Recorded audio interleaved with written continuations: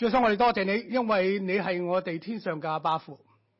主耶穌，因為你揀選我哋每一個人喺呢個教會裏邊，喺呢個神嘅家裏邊，成為呢個一份子。主耶穌，我哋就先求聖靈喺我哋嘅當中對我哋說話。主耶穌，我哋相信你必引領我哋。主耶穌，我哋求聖靈係帶領我哋，幫助我哋認識、了解、知道今日你俾我哋嘅信息，亦都求上帝你俾孩子有潔淨嘅口。無論孩子點樣軟弱，主耶穌都求你唔好俾魔鬼有呢個嘅機會係阻擋你自己嘅話。主耶穌，我哋將我哋今日嘅崇拜、我哋嘅信息、恭敬嘅交喺手裏邊，求你俾我哋有個謙卑嘅心，有一個潔淨嘅靈嚟聽到你嘅話。主耶穌，我哋將以下嘅時間恭敬嘅交喺手裏邊，求你親自帶領。以上嘅禱告奉耶穌基督嘅名，阿門。下一個禮拜咧，大家都知道就係父親節，咁所以咧，喺1-2個月之前咧，神俾咗我呢一段嘅經文。咁呢段嘅經文咧，當我讀完之後咧，我自己都好驚㗎。佢話我選咗呢個題目咧，叫做不作一個失責嘅父親。其實咧，點解要睇呢個嘅題目咧？其實亦都同我哋教會今年嘅主題同心同行復興教會。好多時候我哋認為咧，復興教會就係復興我哋廣東堂我哋所有嘅弟兄姊妹。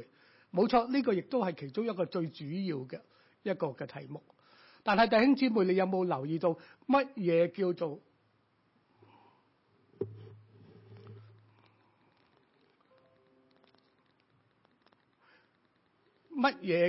教會？嗱，教會從舊約開始至到新約都有唔同嘅表達嘅情況。喺舊約裏邊有會幕、有聖殿，亦都喺耶穌嘅時代有會堂。但到新約時代，即係我哋而家呢個福音嘅時代，我哋叫做教會。但係當我哋睇中文、英文嘅時候咧，我哋會發覺咧，教會咧就係其實係神所揀選嘅一班嘅分別為聖嘅人聚集喺埋一齊嚟敬拜神，一齊彼此團契，一齊彼此關顧。但係當我哋去狹窄睇一睇嘅時候咧，神嘅教會或者神嘅家唔一定係單單係圈喺我哋呢度嘅 CCIC 我哋會堂呢一班嘅人。今日咧，我同大家去分享，去宣講一個主題，就話神嘅教會先從我哋屋企開始。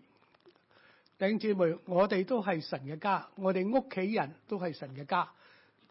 你嘅太太、你嘅先生、你嘅小朋友，或者你有嘅孫，都係神嘅家。如果我哋喺神嘅家裏邊都未復興嘅時候，點樣能夠係解釋到我哋要復興廣東堂嘅教會咧？弟兄姊妹，所以我今日就揀選咗呢一段嘅經文，就係話，唯有你們是被揀選嘅族類，有君尊嘅祭司。你同我都有一個嘅君尊祭司，係聖潔嘅國度，係屬神嘅子民。不單止係我哋呢一班嘅人，亦都包括你屋企嘅小朋友、你嘅仔、你嘅孫。有啲時候咧，有啲人問我：哎呀，你個女同蔣伯伯嘅孫結咗婚，而且佢哋係傳道人，佢哋係咪神嘅家咧？冇錯，佢哋係神嘅家，係我喺屋企裏邊嘅神嘅家嘅一部分。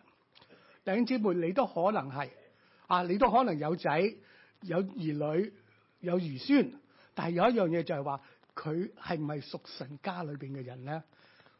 所以今日咧，我就同大家去睇呢一段嘅經文，就係撒母耳記嘅第2章、第3章、第4章。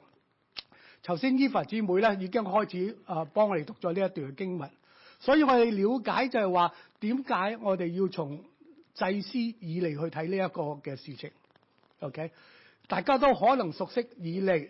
以利最出名嘅一個故事咧，就係以利同一個嘅婦人叫做哈拿，一個喺呢個嘅會幕裏邊係發生一個嘅事情。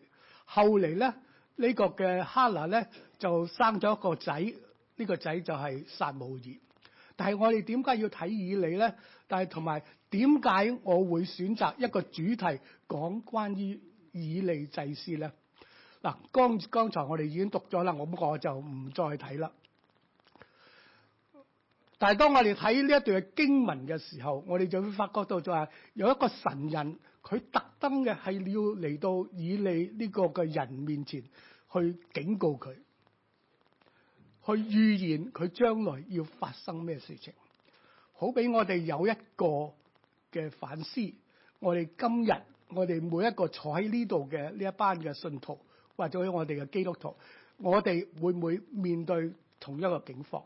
可能冇好似以利呢個家咁嚴重嘅結果，但係有相同嘅一個反應。嗱，我哋今日會反思3方面。第一，以利呢個人究竟佢失責嘅地方喺邊一度？原因喺邊一度？第二樣就係以利失責嘅結局係乜嘢嘢？弟兄姊妹，每一樣事情都有一個後果喺度後邊，基督徒亦都需要面對。第3樣嘢就話喺呢個以利所發生呢一件事情嘅當中裏邊，神彰顯佢嘅公義同埋慈愛。我好清楚同大家講就係有公義，亦都有慈愛。有公義就必須要承擔後果，有慈愛就話神要容忍以利家。嗱，我哋睇一睇下究竟以利係邊一個？嗱，我哋嚟讀一段嘅經文吓，撒母耳記上嘅第4章。我哋一齊嚟讀好唔好啊？第4章喺第3段吓，那人開始一齊嚟。那人對以利說：我是從鎮上來的，今日從鎮上逃回。以利說：我兒，事情怎樣？回答說：以色在非利士面前逃跑，民中發生咁多，你的2個兒子何弗尼、非尼哈也都死了，並且上帝的約櫃被擄去。他一提上帝的約櫃，以利就從他的位上在門旁折斷頸項而死，因為他年紀老邁，身體沉重。以利作以色列的士師40年。嗱，當我哋讀第4章嘅時候咧，你可能更加清楚究竟以利係一個乜嘢人。嗱，從第4章裏邊咧，我哋好清楚知道就話以利喺98歲嘅時候咧就係死咗嘅。點解咧？因為當時候咧以色列人咧係同非利士人打緊仗啊，非利士人打緊仗，咁佢哋打緊仗有好多人係戰死咗，即係以色列人算死咗，甚至有人去報信就係話佢2個兒子何弗尼、非尼哈都同一個時間係戰死咗。嗱，大家去了解清楚，係戰死咗。最可悲一件事情就係乜嘢嘢啊？除咗係有好多人戰死之後，甚至佢話上帝嘅約櫃被擄去。啊，乜嘢叫做上帝嘅約櫃被擄去咧？其實好簡單，就係話神冇在佢同埋佢哋一齊。因為約櫃就係代表神與佢哋同在，冇咗呢個約櫃嘅代表咧，代表性咧，就係神冇佢同我哋一齊，係對當時嘅以色列人。嗱，我哋去陣間要去留意就係話，點解佢2個仔何弗尼同埋非尼哈同一個時間係戰死咧？陣間我哋會去睇，其實有一個典故喺度裏邊。大家必須要去了解，知道點解祭司以利失責咧？嗱，從呢一段嘅經文嘅當中裏邊，我哋睇見就話以利有3個身份。第一個身份佢係乜嘢？佢係一個父親，佢有2個仔啊嘛。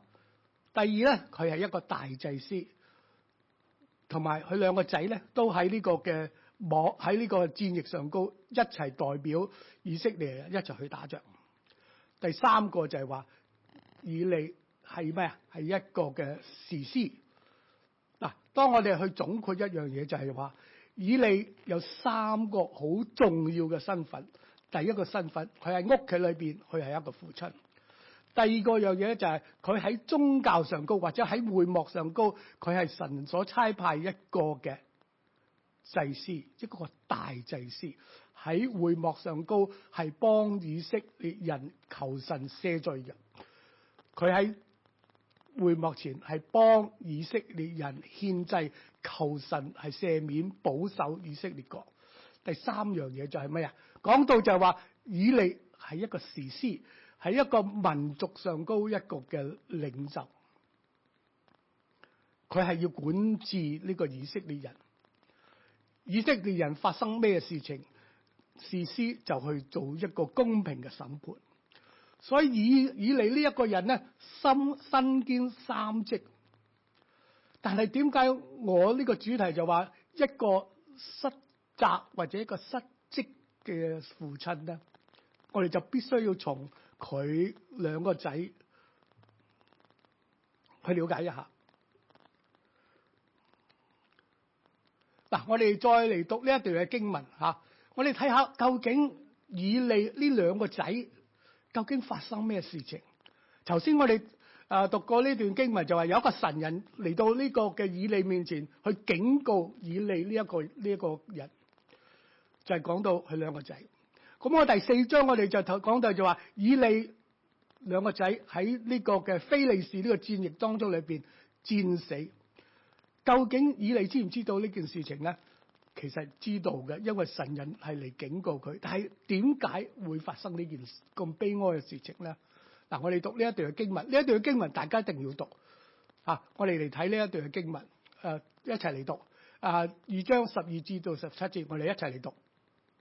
以利的兩個兒子是惡人，不認識耶和華，這二祭司的是規矩。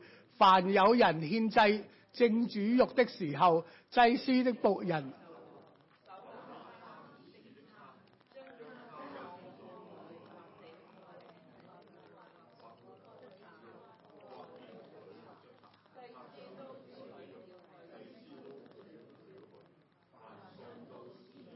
以色列人，他們都是這樣看待。又在未燒脂油以前，祭司的僕人就來對祭司的人說：將肉祭司他要生的獻祭的人若說必須先燒脂油，然後你可以隨意取肉，僕人就說你立時給我，不然我便看去。如此，這二少年人的罪在耶和華面前甚重，因為他們藐視耶和華的祭物。嗱，當我哋讀呢段嘅經文嘅時候咧，必須要留意究竟經文點樣形容呢兩個嘅祭司呢個以利兩個仔，佢究竟佢個年紀係幾大啊？大家有冇睇見喺紅色嘅字？聖經點樣形容呢兩個仔啊？少年人喺中文嘅翻譯咧唔係咁好，所以我就去睇英文。少年人我諗13、14歲都係叫少年人嚇。但係當我哋睇英文翻譯嘅時候咧，其實係講到 young。嗱，如果呢兩個嘅人能夠喺會幕前係做祭司去侍奉神嘅時候，佢一定係一個唔係少年人14、15歲，一定有一段嘅時間，好似譬如話20歲啊，或者20歲以上。OK， 但係我哋必須要了解就係話，聖經裏邊記載呢兩個人究竟佢嘅性格品格係點樣樣？嗱，喺呢度講就話兩個人係一個惡人。嗱，大家唔知道乜嘢叫惡人，係咪打家劫舍係叫惡人？其實咧喺舊約聖經或者翻譯嘅當中裏邊咧，惡人咧就叫做無賴、流民。有惡人佢哋有個行為咧，就係無賴流民。佢哋做咗咩事情咧？嗱，我哋知道可能因為以利，可能因為佢哋係利未人，所以佢哋有機會成為喺會幕當中裏邊做祭司。祭司嘅係幫上示羅嘅以色列人去做咩？去獻祭。所以當以色列人獻祭嘅時候咧，祭司咧就要將呢啲祭物放喺祭壇上高去燒。點解啊？因為耶和華曾經吩咐過喺曠野呢一班嘅以色列人，當你獻祭嘅時候，或者獻火祭嘅時候，必須要將祭物燒喺祭壇上高。最主要就話脂油要先獻俾耶和華，剩低嘅肉輪流係分俾當時候喺會幕上高服侍嘅呢幾班嘅利未人、祭司或者其他人。但係當你睇呢一兩個少年人嘅時候，你就會發覺到佢哋出奇得，佢哋喺呢個獻祭之前咧，特別嘅係吩咐或者命令佢嘅僕人去到呢個祭壇面前，睇見有啲我唔知係咩肉啦嚇，可能係牛肉、豬肉或者羊肉，可能唔係豬肉啊，係肉類。咁佢點啊？佢吩咐呢個班嘅僕人就話：如果你見到呢啲肉嘅時候咧，你就搶啦；如果你攞到嘅話咧，你就用一個叉，唔知點樣用嘅叉，就叉咗啲肉攞咗出嚟。佢哋唔要煮熟過，佢哋唔要燒過嘅肉，佢哋要生嘅。就好似我哋今日去食牛扒一樣啫嘛。如果有人話我煮過俾你，然後先俾你食咧，你都可能唔係咁中意。但係如果你話你自己去食嗰啲韓國燒烤嘅時候，或者日本燒烤嘅時候咧，你梗係想自己燒噶嘛，攞翻屋企自己燒。呢兩個人咧就有咁嘅心態。當上呢個嘅示羅呢一班嘅以色列人去燒嘅時候，佢就夾硬。如果啲人唔俾佢做咧，佢就夾硬去搶咗佢。所以咧，經文裏邊講俾我哋聽話，這兩個少年人嘅罪，在耶和華面前甚重。弟兄姊妹，佢講呢度講話，佢哋不單止係藐視耶和華嘅祭物，亦都藐視耶和華嘅自己本身。佢哋係神所差派嘅祭司，但係佢竟然唔認識神，竟然違反咗耶和華俾佢哋嘅吩咐，粗魯嘅去搶呢一啲嘅祭物。不單止從呢一段嘅經文裏邊，我哋睇見就係話，當佢哋做呢啲嘅行動嘅時候咧，佢哋令到當時候嘅以色列人都犯罪。究竟犯咩罪咧？頭先我哋讀過就係佢哋呢一個行為咧，令到以色列人都犯咗罪，就可能係呢班想去示羅呢一班嘅人犯咗罪。弟兄姊妹，如果你去一個嘅地方，或者一個一個教會，或者一個會幕，或者甚至去聖殿，如果有一班人咁粗魯、咁無賴咁去搶呢啲嘅祭物嘅時候，你會唔會再去呢一個嘅會幕或者聖殿裏邊再去獻祭咧？當呢一班嘅以色列人有反感嘅時候，佢對耶和華會唔會再繼續嘅去敬拜獻祭咧？所以我好相信有一段嘅時間，好多嘅以色列人因為呢兩個嘅兒子離開咗呢個會幕，離開咗聖殿，就好似我哋今日一樣啫嘛。如果我哋教會、我哋嘅同工、我哋嘅傳道人、我哋嘅長老，當然冇呢個問題啦，暫時。但係如果我哋一班嘅同工或者我哋嘅弟兄姊妹，我哋喺我哋嘅行為上高有一啲唔好嘅時候，你會認為有弟兄姊妹、有新嘅朋友會願意嚟參加咩？但係我好相信我哋教會暫時未有呢件事情發生。嗱，琴日我哋有呢個懇親會，我喺自己喺屋企裏邊要預備，所以冇嚟到懇親會。我哋有一班好好嘅弟兄姊妹，佢願意嚟去懇親，就係一班嘅年長嘅弟兄姊妹，幫佢哋慶祝。我哋知道有弟兄姊妹佢身體唔舒服，我哋願意去關心，所以我哋會願意有班嘅人，佢願意留喺教會裏邊。呢個就係上帝要我哋去學習一個嘅功課。但係弟兄姊妹喺以利同埋佢哋兩個仔所做嘅事情，喺耶和華喺上帝嘅面前，佢哋嘅罪甚重。嗱，大家記住留意就話，這兩個少年人嘅罪甚重。嗱，我哋更加去記得就係話喺第4章我哋頭先所讀過就係話，當呢個嘅以利喺98歲嘅時候，以利兩個仔係同一時候喺非利士嘅戰爭裏邊一齊戰死。嗱，呢段時間，從當佢係20幾歲嘅年青人，到當時候以利可能係40-50歲啦嚇，40-50歲當佢哋好年輕結婚嗱，大概40-50歲。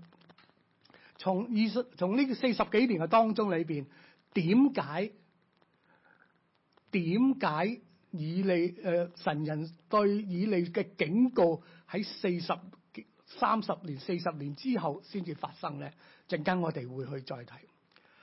嗱，我哋去睇一睇一個嘅好重要嘅一樣嘢，就係話以利除咗喺呢個會幕上高去搶呢啲祭物嘅事，佢仲有一樣嘢，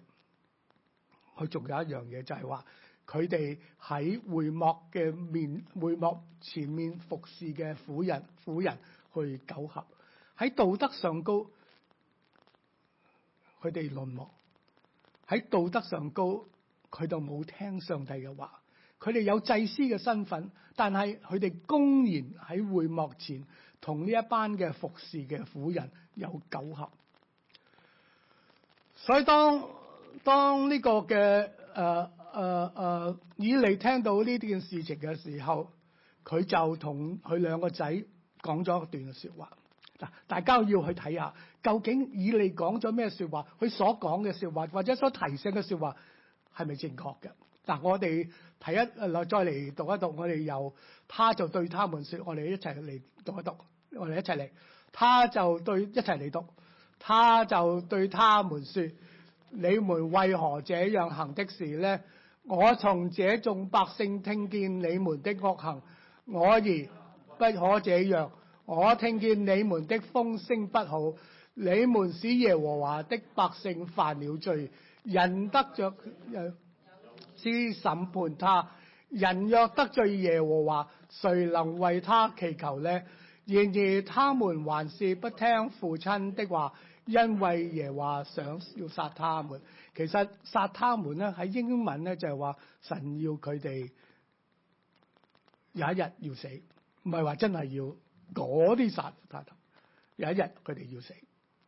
OK， 嗱，弟兄姊妹，以利點樣提醒佢兩個仔啊？佢提醒佢哋兩個仔講得啱唔啱啊？佢提醒佢哋兩個仔兩方面。第一個方面就話：你哋風聲唔好啊！你哋名聲唔好啊！你做咗咁差嘅嘢，唔好啊！你哋千祈唔好咁做。佢解釋就係話：你們使耶和華嘅百姓犯你罪，人若得罪人有士師審判佢。第二樣嘢就係話：然而得罪耶和華，誰能為他祈求呢？佢話：邊個人能夠為呢一個得罪耶和華嘅人祈求呢？然而他們還是不聽父親的話。弟兄姊妹，呢兩個嘅提醒咧，有少少嘅出入。第一樣就係話，我哋頭先講到話呢個嘅以利兩個仔係喺後生嘅時候咧點啊？去犯咗罪，但係咧喺呢個犯罪嘅當中裏邊咧點啊？佢哋曾經經過30-40年，佢哋仍然都係犯緊罪。所以當我哋睇呢一段嘅經文嘅時候，我哋就會諗到就係話，究竟喺呢個段嘅時候裏邊，身為士師嘅以利，佢做咗一個乜嘢行動咧？佢有冇做到一個警戒審判一個嘅行動咧？對佢哋兩個仔。第二樣嘢就話，以利不單止係士師，佢亦都係大祭司。大祭司係有權點樣去分配喺會幕上高奉獻嘅一啲嘅祭司。當佢知道佢兩個仔喺呢個會幕前做祭司嘅時候，有咁嘅行動嘅時候，有咁嘅行為嘅時候，究竟佢所做嘅嘢應該係點樣樣咧？但係佢哋只係點啊？只係提醒佢哋所做嘅嘢名聲不好。嗱，我哋睇下就話，以利究竟係邊一個？以利侍奉嘅或者敬拜嘅跟從嘅，究竟係邊一個？嗱，大家頭先我哋都知道就係話，以利係大祭司，並且係第三代嘅大祭司。因為頭先我哋讀嗰段經文，我哋就會睇見就係話，以利喺佢祖父或者喺埃及作法老王呢個段時候，佢哋就開始做祭司。從祖父父親到佢嗰個年代開始，佢一直係第三代做祭司。弟兄姊妹，我唔知道你成為基督徒係第幾代。其實我係第一代嘅基督徒，我係第一代嘅基督徒。雖然我父母親都係基督徒，但係佢係比我遲啲嘅信耶穌。我係第一代，我個女係第二代。OK， 唔知道我第三代我嘅屋企人能唔能夠傳承認識我哋嘅上帝？弟兄姊妹，我哋睇見以利佢係父親，以利係大祭司，以利係士師，係神所差派嘅一個代表人。但係究竟佢知唔知道認識到神揀選佢成為佢嘅代表人，喺以色列人去管治，喺宗教上高為以色列人赦罪。上帝亦都吩咐過呢個嘅以利應該點樣獻祭。但係從經文嘅當中裏邊，我哋可以睇見就係話，以利點啊？特意嘅係尊重佢嘅仔多過尊重耶和華。更加重要一段嘅就係話，當耶和華吩咐點樣獻祭嘅時候咧，弟兄姊妹，有一樣嘢好重要，就係喺第三段就話，佢哋將所獻最好嘅係咩啊？肥己。弟兄姊妹，乜嘢叫做肥己啊？肥己嘅意思就係自己都去食嗰啲嘅肉，將耶和華嘅祭物，或者將以利兩個仔所搶嚟嘅祭物，自己都可能攞翻嚟食。弟兄姊妹，呢個非常之嚴重啊！所以佢哋呢個以利咧唔敢去點啊？去斥責佢兩個仔，只不過係提醒佢哋兩個仔就話：千祈唔好咁做啦，因為你得罪耶和華。佢有教，但係冇管。弟兄姊妹，我哋身為一個父親或者身為母親嘅時候，我哋可能有教，但係我哋未必管我哋嘅仔。弟兄姊妹，當我哋身為教會嘅同工嘅時候，我哋睇見弟兄姊妹有軟弱有錯失嘅時候，我哋有冇教，亦都有冇管？當然我哋唔係大祭司，我哋亦都唔係士師，我哋可能冇呢個咁嘅嘢。但係當我哋面對呢個問題嘅時候，我哋有冇智慧點去解決咧？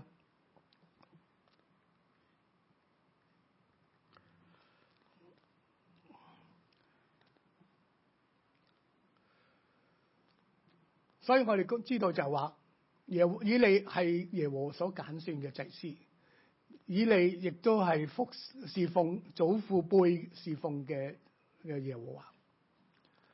今日你同我坐喺呢一度，我哋都係耶和華所揀選嘅祭司。頭先我一開始同大家講就係，我哋都有君尊祭司嘅身份，我哋係要幫其他人，帶領其他人嚟認識神，認識主耶穌基督，好叫佢哋都能夠得着呢個救恩，被赦罪。以利失責嘅地方係乜嘢？原因喺邊度咧？弟兄姊妹，神人對以利講話：你尊重你嘅仔多過尊重我。你將以色列人所獻嘅祭物肥祭。弟兄姊妹，以利有冇訓導教導佢哋兩個仔咧？以利嘅失責嘅地方可以分為好幾大嘅地方。第一，以利本來有呢個時間去教導、引導佢兩個仔走翻去正路。當佢兩個仔喺年青嘅時代成為祭司，可能血氣衝動，所以做咗一啲唔應該做嘅嘢。但係弟兄姊妹仲有時間嘅。嗱，頭先我都同大家講就話，從以利兩個仔年輕嘅時代到佢打仗戰死嘅時候，足足有40-50年。但係以利好似繼續嘅係縱容佢哋兩個仔。身為一個父親，見到兩個仔做咗呢啲咁嘅事情，都冇去教導佢哋、管教佢哋。今日我哋可能會問一個問題：哎呀，今日我哋啲仔女喺呢度美國出世，佢哋有自由，佢哋要俾佢多啲空間，我哋冇辦法再教佢。當然呢個可能性啦嚇，有好多可能性，你冇可能再教佢。但係弟兄姊妹，我哋至少，如果我哋知道我哋啲細路仔、兒女或者我哋啲兒孫出現咗問題嘅時候，我哋有冇幫佢祈禱咧？以利冇曾經幫佢哋祈禱，以利亦都冇向神求赦免罪。以利曾講過話：邊個可以向耶和華祈求咧？但係今日你同我都唔一樣，唔係好似以利時代佢哋所認識嘅。我哋可以向耶穌祈求，我哋可以向上帝祈求，求神係引導佢，幫助呢一班嘅走歪路嘅呢啲後生仔走回頭路。我曾經聽過一個嘅見證嚇，有一個嘅牧師，佢叫做 Christopher Yuan， 佢曾經吸毒過，佢曾經係同性戀。大家可能都聽過佢嘅記述。因為佢嘅媽媽，因為佢個父親不停嘅係禱告，求神係赦免，求神係帶領翻佢嘅後生仔。雖然佢係吸過毒、賣過毒品、係同性戀，但係最後咧，神俾佢有恩典，佢悔改，成為一個牧師。佢將佢嘅見證咧係俾好多人知道。但係以利冇做到。我唔知道弟兄姊妹，你嘅屋企人，你嘅小朋友可能已經到嗰個階段，好似我嘅女仔都大晒啦。但係我哋有冇嘗試先祈求神，求神係俾佢哋有機會悔改，有機會成為神嘅兒女咧？以利就冇把握呢個機會，以利冇把握喺兩個仔年輕嘅時代去幫助佢哋認識耶和華。大家記住就係話，以利係第3代嘅祭司，所以佢哋知道耶和華點樣帶領以色列人出埃及、過紅海到呢個嘅揀選嘅地方。今日我哋都係一樣。你認識咗神幾耐咧？可能20年、30年、40年、50年。我曾經問過呢個問題，喺呢個咁長嘅一個年代嘅當中裏邊，我哋認識耶和華有多少咧？我哋去服侍神有多少咧？我曾經同大家講笑就話，千祈唔好講叫我係做執事。今日冇人叫我做執事。今日係我最後一個禮拜，最後一次參加長執會。下一個禮拜咧下一個月咧我就唔需要參加長執會。但係咪等於我唔係神所揀選嘅一個嘅服侍佢人咧？唔係。咁我都會喺教會裏邊服侍教會服侍弟兄姊妹。但係喺職銜上高，可能我就唔會叫做執事啦，叫做前執事。弟兄姊妹，上帝揀選以利係大祭司，揀選以利係士師，揀選以利係一個父親。神亦都揀選你同我。我哋點樣回應咧？我哋會唔會好似以利咁係縱容我哋啲仔女咧？嗱，我即係多口就係話好多時候咧，如果當我哋睇周圍我哋華人社區或者華人附近咧，我哋都睇見有好多細路仔，包括喺我哋教會裏邊我哋睇見有啲細路仔咧喺上高跑嚟跑去，跑嚟跑去我哋都好有啲默怨言啊！我哋睇外邊嘅有好多細路仔都好唔乖嘅。攞住手機自己做自己嘅嘢，對父親咧，對父母親咧，隻豬都唔理嘅。嗱，你話細路仔啫，冇緊要啦，等佢大個佢就識嘢啦。弟兄姊妹，我哋縱容我哋尊重我哋嘅仔女，係咪多過尊重我哋嘅神耶和華咧？時時刻刻有傳道人講話，哇！星期六、星期日。我哋啲仔女要去學琴、打波，做好多嘢。我以前個仔女都係咁樣做，去打波。咁咧，星期六咧，通常咧都唔參加任何聚會嘅。呢個都係我哋嘅藉口，就話我哋要送我哋啲仔女去讀好學校，所以佢哋要溫習。弟兄姊妹，我哋係咪尊重我哋嘅仔女多過尊重耶和華咧？究竟耶和華點樣教導我哋啲仔女咧？弟兄姊妹。尊重我哋嘅屋企人多過尊重耶和華，係有一個結局喺裏邊嘅。嗱，第二樣嘢就係話，當以利唔尊重耶和華嘅時候，神人係特別嚟同以利講，神人唔係嚟對以利兩個仔講神人係特別嚟對以色列以利呢個人呢個祭司講話，點解你要藐視我？佢係大祭司，佢係士師，但係點解上帝要嚟特意嘅係同以利講咧？因為係以利嘅問題，因為係以利嘅責任。以利不單止喺父親上高，喺士師上高，喺祭司上高失職。所以神話你藐視我咩？我就要輕視你。乜嘢就為之輕視咧？輕視嘅意思就係話，我覺得你冇用啦。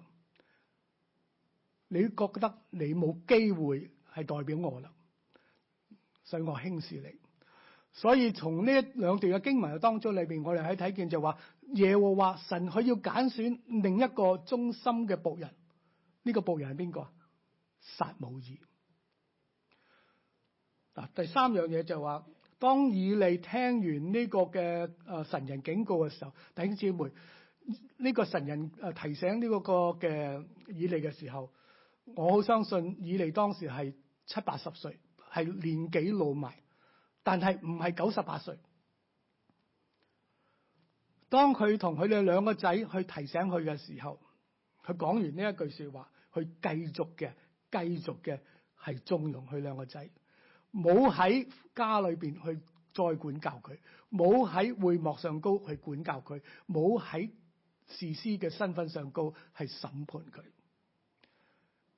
弟兄姊妹，我哋可能知道我哋只有可能喺家庭上高管教佢。弟兄姊妹，我哋有冇咧？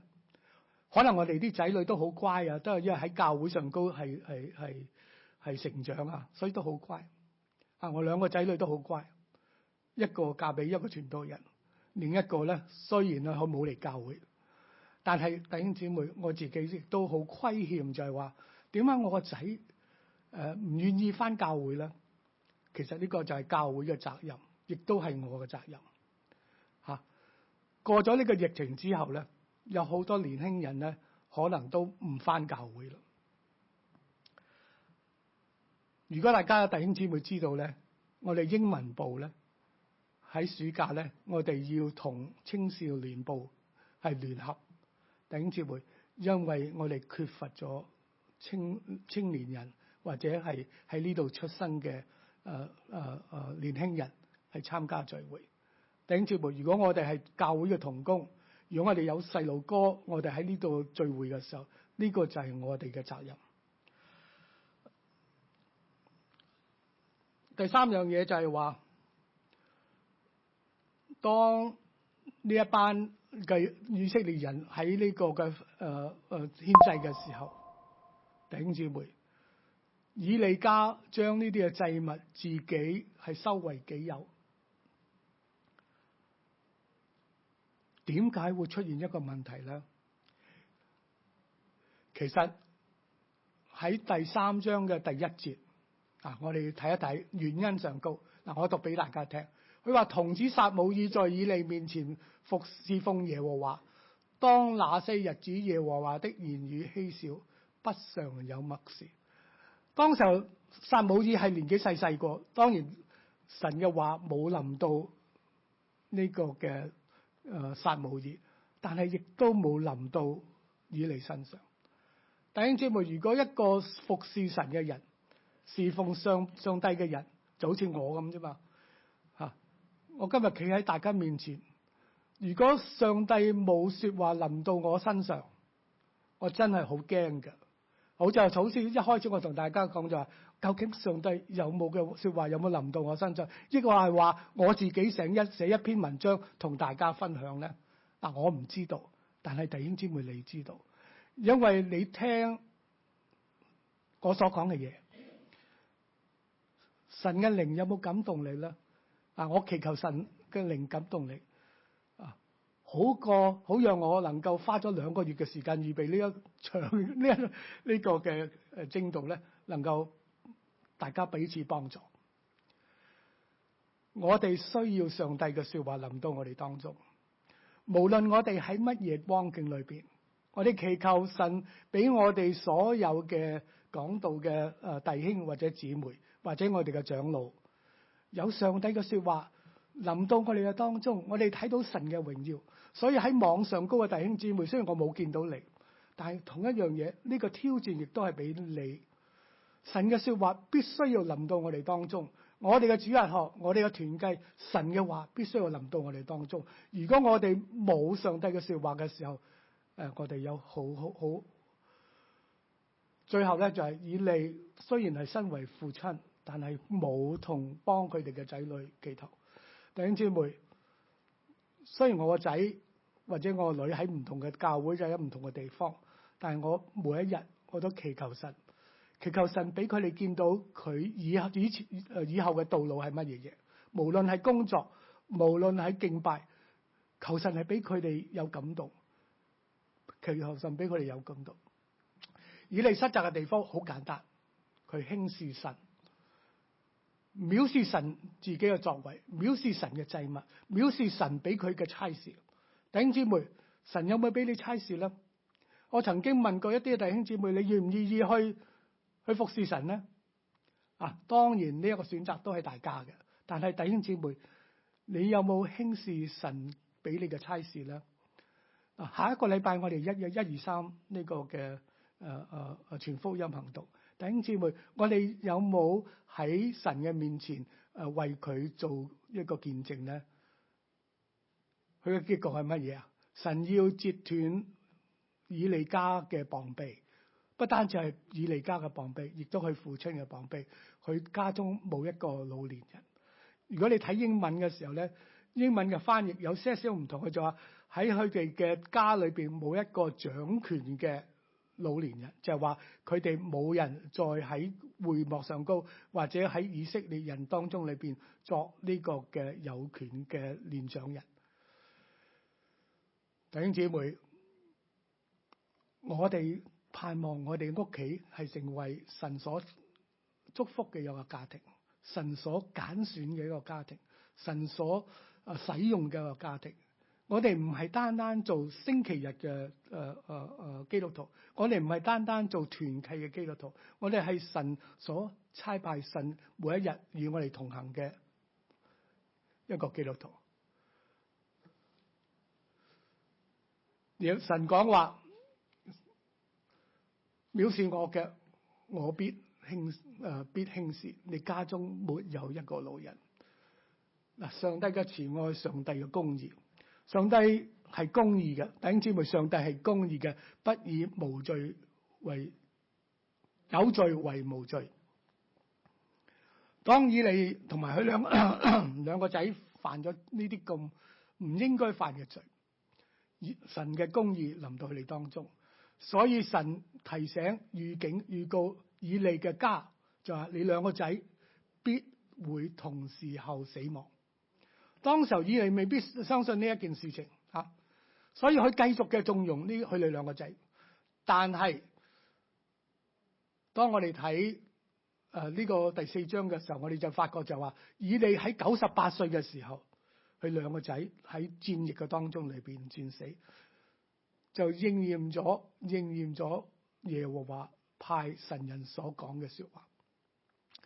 神人亦都講話耶和華要點啊？自己立一個新嘅忠心嘅祭司去服侍佢，所以以利家喺以後佢需要係求一個祭司嘅身份，就喺第4節裏邊要去叩拜。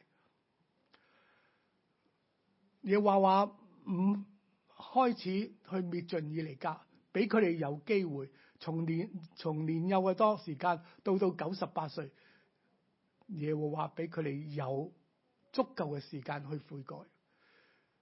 但係以利冇咁樣做到，以利兩個仔都冇悔改，所以我哋睇見就係話神有公義嘅地方，但係耶和華亦都俾佢哋有慈愛，俾佢哋有足夠嘅時候去悔改。聖經講到一個好嘅說話，神係唔願意萬人係沉淪，願意人人都悔改。所以弟兄姊妹，我哋有足夠嘅時間為我哋家人禱告，我哋有足夠嘅時間去教導我哋嘅仔女，有足夠嘅時間去。但係耶和華揀選咗呢個嘅撒母耳去代替咗以利。嗱，總結一下就係話，我哋要做一個盡責嘅，無論我哋做父母親，無論我哋做祖父祖母，弟兄姊妹，呢個責任已經俾咗我哋。聖經講咗就話，我哋每一個仔女都係神俾我哋嘅產業，唔係屬於我哋嘅，係神俾我哋喺呢個地上高代表佢成為一個產業。我哋要做一個盡責嘅父母親，我哋同心同行復興教會，復興神嘅家，先喺我哋屋企開始。第二樣嘢就係我哋要做一個盡責嘅屬神子民。弟兄姊妹，神要我哋點樣做，每一個人都唔一樣。每一個人都唔一樣。我哋祈求神啊，你要我做乜嘢，我就做乜嘢嘢。我哋同我哋屋企人同心同行，復興上帝嘅家，復興我哋神嘅家，復興自己嘅家先。弟兄姊妹，再一次講就話，神係公義嘅，係慈愛嘅。神亦都有佢有個時間表。我哋要不斷為家人祈禱，我哋不斷為家人作見證。如果我哋唔作見證，講俾我哋屋企人聽話，信耶穌真好。我哋啲小朋友或者我哋啲仔、我哋嘅孫，點樣先知道你信嘅耶和華、你信嘅主耶穌基督係真係咁好咧？第三樣嘢就話，我哋要有機會，我哋係教導我哋啲仔女聖經嘅真理、福音嘅大能、福音嘅事。弟兄姊妹，唔好認為唔教導我哋嘅仔女去認識真理可以去過關。有人問我點解要信耶穌啊？因為自己能夠上天堂。其實係啱唔啱咧？我哋希望我哋嘅仔女、我哋嘅兒孫，第二代、第三代、第四代都能夠傳承，能夠認識耶和華。如果你認為你相信嘅主耶穌基督係又真又活嘅神，聖經所講嘅真理係又真，係永遠唔廢去嘅話，我哋仲有時間去教導我哋啲仔女。第三樣嘢就係我哋要點啊？去喺家人面前去服侍侍奉上帝。